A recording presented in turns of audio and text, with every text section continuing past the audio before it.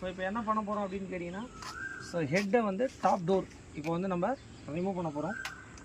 So லைவாக என்ன கண்டிஷனாக இருக்குது, வண்டி எப்படி இருக்குது அப்படின்றத இப்போ நம்ம பார்த்துடலாம்.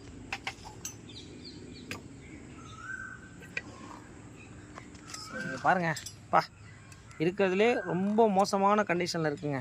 கண்டிப்பாக வந்து கலரே எந்த அளவுக்கு மாறி போயிருக்குன்றதை நீங்கள் லைவாக கண்டிப்பாக பார்க்கலாம். இங்கே பாருங்கள்.